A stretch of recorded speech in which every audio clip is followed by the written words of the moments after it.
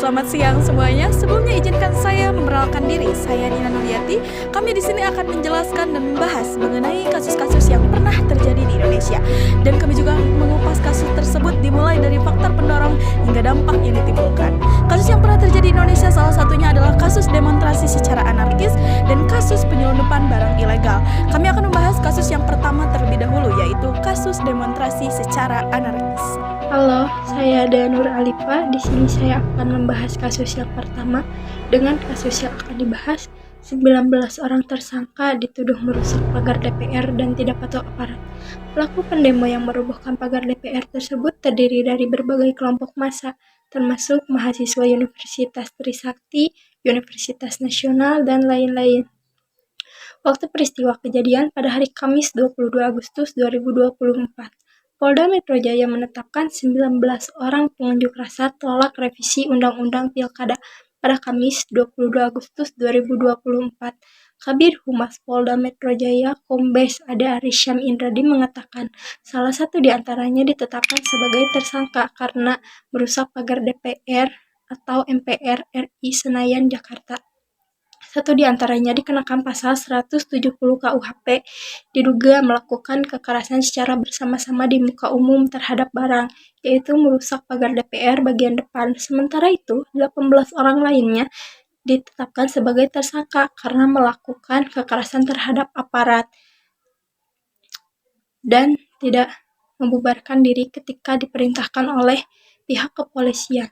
Padahal aksi unjuk rasa tersebut sudah selesai pada pukul 18.00 WIB. Meski begitu, 19 orang tersangka tersebut tidak ditahan dengan catatan harus menjalani wajib lapor dalam periode waktu tertentu. Polda Metro Jaya dan jajaran di bawahnya menangkap 301 orang pengunjuk rasa Polda Kamis lalu. Polda Metro Jaya menyebutkan 300 orang pengunjuk rasa telah dibebaskan, sementara 1 orang lainnya masih diperiksa. Demo RUU Pilkada yang terjadi di Indonesia dapat dipicu oleh beberapa faktor yang dapat dibedakan menjadi beberapa kategori. Yang pertama yaitu putusan MK atau Mahkamah Konstitusi. Putusan MK nomor 60/PU22/2024 menetapkan bahwa setiap parpol atau partai politik bisa mengusulkan calon kepala daerah tanpa harus memiliki kursi di DPR. Kemudian putusan MK nomor 70/PU22/2024 menetapkan bahwa batas usia calon kepala daerah ditetapkan pada saat ditetapkan sebagai calon, bukan pada saat dilantik. Kemudian kategori yang kedua yaitu mengenai revisi Undang-Undang Pilkada. Revisi Undang-Undang Pilkada yang telah disepakati oleh Baleg atau Badan Legislasi bersama pemerintah memuat 2 poin kontroversial. Yang pertama yaitu mengenai pencalonan tanpa kursi. Pencalonan tanpa kursi hanya diperuntukkan untuk parpol atau partai politik yang non-parlemen. Nah, kira-kira di sini teman-teman tahu nggak apa perbedaan partai parlemen dan partai non-parlemen? Oke, jadi untuk partai parlemen yaitu partai yang memenuhi ambang batas suara 4% ketika melakukan pemilu atau pemilihan umum. Sedangkan partai non-parlemen yaitu partai yang tidak memenuhi ambang batas suara 4% tersebut, sehingga memungkinkan ketika partai non-parlemen melakukan atau mengusulkan calon kepala daerah, mereka harus melalui proses yang lebih rumit lagi daripada partai parlemen. Kemudian poin kontroversial yang kedua yaitu mengenai batas usia calon kepala daerah. Batas usia calon kepala daerah tidak merujuk pada putusan MK atau Mahkamah Konstitusi yang nomor 70 tadi, melainkan merujuk pada putusan MA atau Mahkamah Agung. Kesadaran masyarakat dan tekanan politik. Yang pertama, kesadaran publik. Gerakan peringkatan darurat berupaya meningkatkan kesadaran masyarakat terhadap isu-isu konstitusional dan pentingnya menjaga keutuhan proses demokrasi. Yang kedua, tekanan politik. Aksi demo memberikan tekanan signifikan kepada DPR dan pemerintah untuk meninjau kembali revisi UU Pilkada, mendorong pada pembuat kebijakan untuk lebih mempertimbangkan apresiasi publik dan menjunjung tinggi prinsip-prinsip demokrasi. Ada kritik dan kontroversi. Kritik dari masyarakat dan ICW. Masyarakat secara luas memandang revisi UU Pilkada sebagai langkah mundur dalam proses demokratisasi. Indonesia Corruption Watch atau ICW juga menilai revisi UU Pilkada sebagai bentuk korupsi dalam dan yang menguntungkan individu atau kelompok tertentu. 5. Keterlibatan media sosial. Penggunaan media sosial telah diramaikan dengan simbol Garuda Biru dengan tulisan peringatan darurat yang menunjukkan efektivitas kampanye digital dalam menyebarkan gerakan pesan dan memanfaatkan teknologi untuk memperluas jangkauan serta meningkatkan partisipasi publik. Rendahnya kesadaran berbangsa dan bernegara. Rendahnya kesadaran para demonstran dalam berbangsa dan bernegara mengakibatkan munculnya perilaku atau tindakan penyimpangan terhadap hak dan kewajiban warga negara. Adapun tindakan demo RUU Pilkada yang dilakukan secara anarkis dapat menimbulkan dampak negatif yang signifikan terhadap individu, masyarakat, dan negara. Berikut adalah dampak terhadap individu, yaitu kerusuhan dan kekerasan. Dapat menyebabkan cedera fisik dan trauma bagi individu yang terlibat atau yang berada di sekitar lokasi demo. Dan yang kedua, penghancuran aset. Hal ini tidak hanya merugikan negara, tetapi juga masyarakat yang telah berkontribusi melalui pajak. Dan dampak yang kedua adalah dampak terhadap masyarakat. Yang pertama, kerusuhan sosial. Demonstrasi anarkis dapat meningkatkan konflik sosial, membuat masyarakat merasa tidak aman dan tidak nyaman. Hal ini meningkatkan ketegangan sosial. Yang kedua, penghambatan pembangunan. Penghancuran fasilitas umum dan aset publik dapat menghambat pembangunan dan pelayanan publik. Hal ini berdampak pada kualitas kehidupan masyarakat karena fasilitas yang rusak memerlukan waktu lama dan biaya besar untuk diperbaiki. Dampak terhadap negara. Yang pertama, kerusakan fasilitas umum. Hal ini tidak hanya merugikan negara, tetapi juga masyarakat yang telah berkontribusi melalui pajak. Yang kedua, keterpurukan Kamtibnas. Anarkisme dapat mengganggu ketentraman dan perjanjian umum, membuat pemerintah harus mengalokasikan sumber daya untuk memulihkan keamanan dan kenyamanan masyarakat. Hal ini berdampak pada kinerja pemerintah dan kepercayaan masyarakat terhadap pemerintah.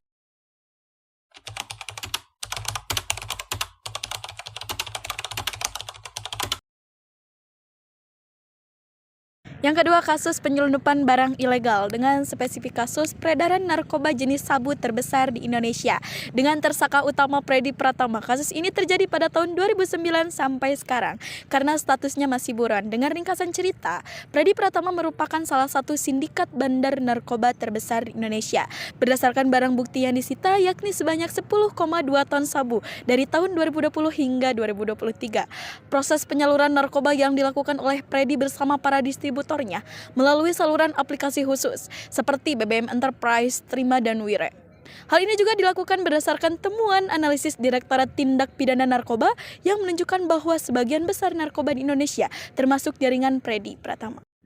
Selain itu, Freddy Pratama memiliki nama julukan seperti The Secret, Casanova, Airbag, dan Mojopahit. Selain menjadi bandar besar narkotika jaringan internasional, sindikat Freddy disebut mampu menyelundupkan narkotika jenis sabu dan ekstasi ke Indonesia dengan jumlah mulai dari 100 sampai 500 kg sabu dengan modus menyamarkan sabu ke dalam kemasan teh.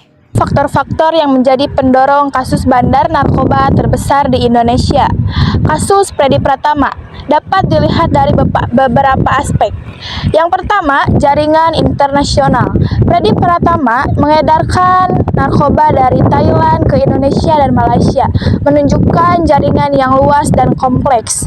Yang kedua, keterlibatan dalam peredaran gelap. Freddy Pratama telah meninggalkan Indonesia sejak 2014 dan mengelola aset keuangannya untuk dikirim ke luar negeri menggunakan rekening keluarga dan orang terdekatnya pada 2016. Yang ketiga, koneksi dengan kartel narkoba. Mertuanya yang merupakan kartel narkoba di kawasan segitiga emas memberikan akses ke sumber narkotika yang besar. Yang keempat, struktur jaringan yang rapi. Jaringan Freddy Pratama menggunakan aplikasi komunikasi seperti BBM Enterprise, Terima, dan Wire untuk berkomunikasi. menjadikan struktur yang rapih dan efisien. Tujuan finansial Freddy Pratama yang mengedarkan narkoba dari Thailand ke Indonesia dan Malaysia dengan nilai transaksi yang mencapai 51 triliun ini menunjukkan bahwa keuntungan finansial adalah salah satu tujuan utamanya. Dampak bagi individu pada kesehatan fisik. Penggunaan narkoba dapat menyebabkan kerusakan fisik yang serius. Misalnya, penggunaan opioid dapat menyebabkan penurunan fungsi pernapasan, overdosis, dan kematian. Yang kedua, kesehatan mental. Narkoba dapat memiliki dampak negatif yang signifikan pada kesehatan mental.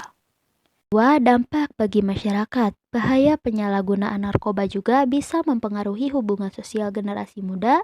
Obat-obatan tertentu menyebabkan perubahan perilaku, ketidakstabilan atau emosional, dan ketidakmampuan untuk menjaga hubungan yang sehat dengan keluarga, teman, dan masyarakat sekitar.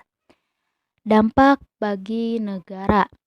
Penyalahgunaan narkotika dapat menghambat perkembangan fisik, mental, dan sosial, sehingga menghancurkan masa depan. Hal ini dapat berakibat pada hilangnya potensi sumber daya manusia yang berkualitas bagi. Oke teman-teman, jadi pada kedua kasus tadi dapat ditemukan banyak sekali perbedaan. Ya jelas ya, dari jenis kasusnya saja sudah berbeda ya. Yang satu tentang demo, yang satu lagi tentang penyelundupan barang-barang ilegal. Nah, perlu kalian ketahui, di antara banyaknya perbedaan pada kedua kasus tersebut, ternyata ada juga loh persamaan pada kedua kasus itu. Nah, lalu apa sih persamaan terhadap kedua kasus tersebut? Persamaannya adalah pada tipe pelanggarannya. Kasus yang pertama yaitu mengenai demonstrasi secara anarkis, dan kasus yang kedua yaitu mengenai penyelundupan barang-barang ilegal. Keduanya merupakan tipe kasus pelanggaran yang signifikan. Mengapa dikatakan demikian? Ya karena pelanggaran yang dilakuin itu menyebabkan dampak-dampak yang akibatnya tidak dirasakan oleh diri pribadi atau si pelakunya saja, tapi ternyata dirasakan juga oleh orang banyak, oleh masyarakat, bahkan dirasakan juga oleh negara. Maka dari itu, kedua kasus tersebut dikategorikan kepada pelanggaran kasus yang signifikan atau sangat penting. Ialah Freddy Pratama melibatkan penyalahgunaan narkoba, pencucian uang, dan peredaran narkoba yang sangat luas, serta berdampak negatif pada masyarakat. Sedangkan pengunjuk rasa atau para demonstran melibatkan aksi yang dianggap melanggar hukum, seperti rusak pagar DPR dan tak patuhi aparat, yang lebih terkait dengan tindakan politik dan sosial. Nah, lalu bagaimana sih implikasi terhadap upaya pencegahan kasus serupa di masa depan? Yang pertama yaitu ada pencegahan narkoba, yaitu peningkatan edukasi dan literasi mengenai hal-hal atau dampak-dampak negatif yang mengelilingi kita ketika kita berada di seputar narkoba. Juga peningkatan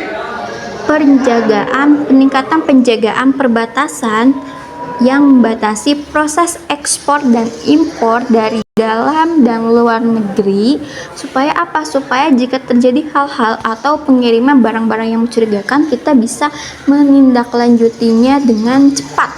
Kemudian yaitu memperkuat kerjasama antar negara atau memperkuat hubungan baik, supaya apa? Supaya kita bisa memutus rantai atau jembatan penghubung yang menyalurkan barang-barang ilegal tersebut dengan cepat jika dilakukan oleh kedua belah pihak atau kedua negara yang bersangkutan.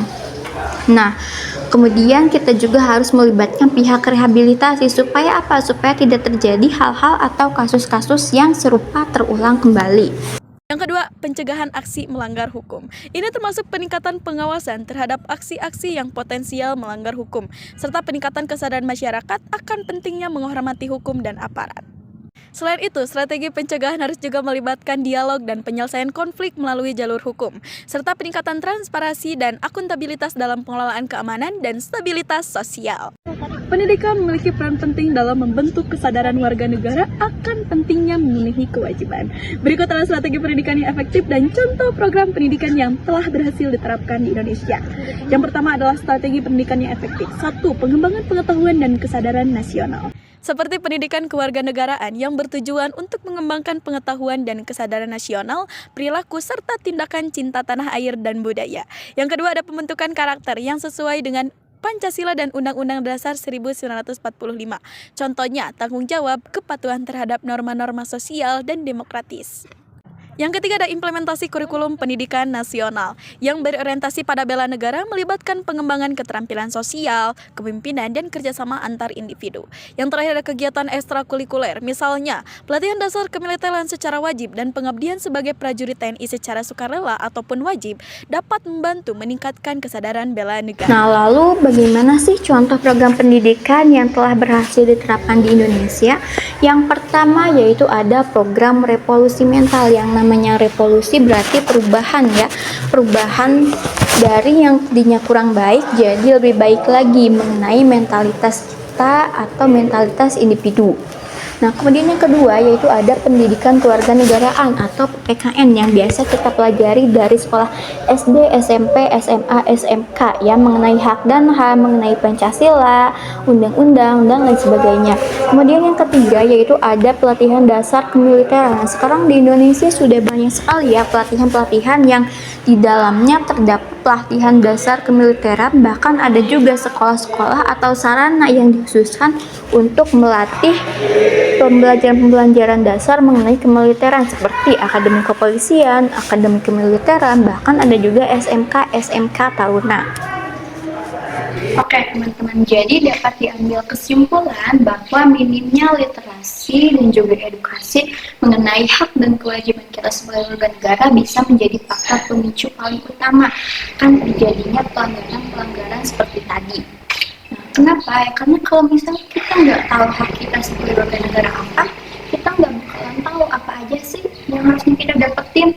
Dan kalau kita juga nggak tahu kewajiban kita sebagai warga negara apa, sebagai masyarakat apa, sebagai individu apa, kita bakal melakukan hal-hal yang seharusnya nggak dilakukan, atau bahkan kita juga bisa saja sampai melakukan hal-hal yang berdampak negatif bagi orang banyak.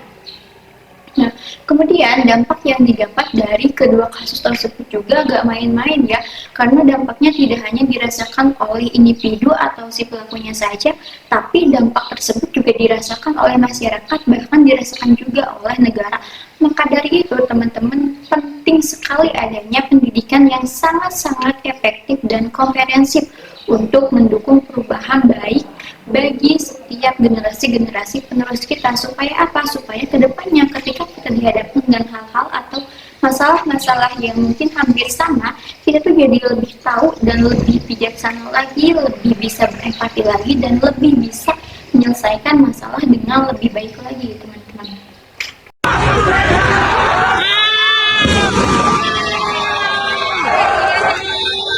DPR jebol guys. Teman-teman mahasiswa Trisakti berhasil menjebol gerbang DPR. Kita ada di gerbang Pancasila. Hari ini kita buktikan bahwa 46 tahun reformasi kita kembali bisa menduduki gedung DPR. Dulu 4 abang-abang kita mati karena menolak anggota dewan perwakilan rakyat dan rezim otoriter Orde Baru. Hari ini Jokowi menjelma sebagai rezim otoriter. Dia bukan anak tukang kayu, tapi dia anak tukang tipu. Bagaimana kawan-kawan yang sebuah reformasi kami dari kepresidenan Mahasiswa Besar Trisakti menolak revisi Undang-Undang TNI dan Polri, karena hal tersebut berpotensi berfungsi abri. Semangat kawan-kawan!